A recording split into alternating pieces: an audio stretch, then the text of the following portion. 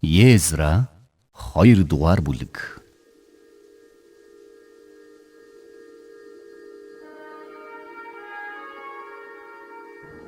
Вавилоны хаан Небухаднезарын Вавилон руу авч одсон цөллөгдөгсдийн олзноос Иерусалим, Иуда руу өөрийн хот руу буцсан мужийн хүмүүс нь эдгээр болно. Эдгээр нь Зерубабел, Ешуа, Нехемия, Сирая, Релая, Мордехай, Билшан, Миспар, Бигвай, Эрехун болон Баана нартай хамт ирцгээсэн юм. Израилийн ард түмний ирчүүдийн тоо бол Парошийн хүүгүүд 2172, Сефатьягийн хүүгүүд 372, Арогийн хүүгүүд 775, Ешуа ба Йобийн хүүгүүдээс Пахат Моабийн хүүгүүд 2812, Еламийн хүүгүүд 1254, Затугийн хүүгүүд 945, Зеккан хүүгүүд 760, Бааны хүүгүүд 642, Бебаийн хүүгүүд 623, Азгадын хүүгүүд 1222, Адоникамын хүүгүүд 666, Бигван хүүгүүд 2056, Адины хүүгүүд 454, Хезакиягийн Атерийн хүүгүүд 98, Безаийн хүүгүүд 323, Йорогийн хүүгүүд 112, Хашумын хүүгүүд 223, Гебарын хүүгүүд 95, Бетлехемийн ирчүүд 123, Нетофагийн хүүгүүд 56, Анатотын ирчүүд 128, Азмаветийн хүүгүүд 42, Кириат Арим, Хефера болон Беротын хүүгүүд 743, Рама ба Гебагийн хүүгүүд 621, Мехмасын ирчүүд 122, Бетел ба Айн ирчүүд 223, Небогийн хүүгүүд 52, Магбишийн хүүгүүд 156, Өөр Еламийн хүүгүүд 1254, Харимийн хүүгүүд 320, Лод, Хадид ба Оногийн хүүгүүд 725, Ерихогийн ирчүүд 345, Сенагийн хүүгүүд 3630, тахилч нар нь Ешуагийн гэрийн Едаягийн хүүгүүд 973, Иммерийн хүүгүүд 1052, Пашгурын хүүгүүд 1247, Харимийн хүүгүүд 1017.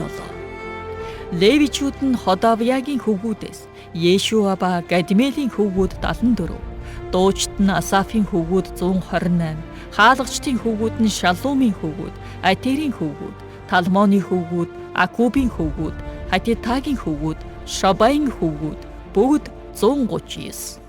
Сүмийн үйлчлэгчид нь Цехагийн хүүгүүд, Хасуфагийн хүүгүүд, Табоотын хүүгүүд, Киросын хүүгүүд, Сяхагийн хүүгүүд, Падоны хүүгүүд, Лебнагийн хүүгүүд, Хагабагийн хүүгүүд, Аккубын хүүгүүд, Хагабын хүүгүүд, Шалмайн хүүгүүд, Хананы хүүгүүд, Гедэлийн хүүгүүд, Гахарын хүүгүүд, Ираягийн хүүгүүд, Резины хүүгүүд, Никодагийн хүүгүүд, Газамын хүүгүүд, Удзагийн хүүгүүд, Пасягийн хүүгүүд, Бесаийн хүүгүүд, Аснагийн хүүгүүд, Миунимийн хүүгүүд, Нефисимийн хүүгүүд, Бакбокийн хүүгүүд, Хакуфагийн хүүгүүд, Хархурын хүүгүүд, Базлотын хүүгүүд, Михдагийн хүүгүүд, Каршагийн хүүгүүд, Баркосын хүүгүүд, Сесерагийн хүүгүүд, Темагийн хүүгүүд, Незягийн хүүгүүд, Хатифагийн хүүгүүд юм. Соломоны зарс нарын хүүгүүд нь Сотаийн хүүгүүд, Хасоферетийн хүүгүүд, Перудагийн хүүгүүд, Яалагийн хүүгүүд, Дарконы хүүгүүд, Гедэлийн хүүгүүд, Шефатьягийн хүүгүүд, Хатилийн хүүгүүд, Похорет Хазебаймын хүүгүүд, Аамигийн хүүгүүд юм. Сүмийн бүх үйлчлэгчид ба Соломоны зарс нарын хүүгүүд нь 392 байв. Эдгээр нь Тел Мела, Тел Харша, Херуб, Адам болон Имерээс ирсэн хүмүүс юм. Гэвч тэд Израилийнх мөн үсгээ өөрсдийн үр удмаа, өөрсдийн эцгүүдийн бүлүүдийн тухай баталгаагаа гаргаж эс чадав. Үүнд Делеагийн хүүгүүд, Тобен хүүгүүд, Никодагийн хүүгүүд 652, тахилч нарын хүүгүүдээс Хабаягийн хүүгүүд, Хакозын хүүгүүд, Илиад хүн Барзилийн огтоос эхнэр авч тэдний нэрээр нэрлэгдэх болсон Барзилян хүүгүүд. Тэдгээр хүмүүс өөрсдийн угсаа гарлын тэмдэглэлээс байршлаа хайсан боловч олоогүй ажээ. Тиймээс тэд бузар хэмээн тооцогдож тахилчлалаас хасагдав. Тэгээд Урим ба Түнмийнтэй тахилж босож зогсохоос нааш тэд хамгийн ариун зүйлсээс идэж болохгүйг захирагч тэдэнд хэлв.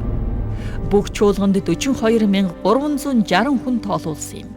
Энэ нь тэдний 7,337 эрэгтэй эмэгтэй зарснараас гадна байсан бөгөөд тэдэнд 200 эрэгтэй эмэгтэй дуучид байв. Тэдний морд нь 736, луус нь 245, тэмээд нь 435, ээлжигнүүд нь 6,720 байв. Тэднийг Иерусалим дахь эзний өргөөнд эрзгээхэд зарим эцгүүдийн бүлүүдийн тэргүүнүүд Бурхны өргөөнд зориулан түүнийг суурин дээр нь сэргээхийн тулд сайн дураараа өргөцгөв. Тэд өөрсдийн чадлаараа ажлын санд 61,000 алтан драхма, 5,000 мөнгөн мина, тахилчийн 100 хувцас өгөв. Тэгээд тахилч нар болон левчүүд, ард түмнээс зарим нь дуучид, хаалгачид болон сүмийн үйлчлэгчид өөрсдийн хотуудад суусан бөгөөд бүх израильчууд өөрсдийн хотуудад амьдарцгаав.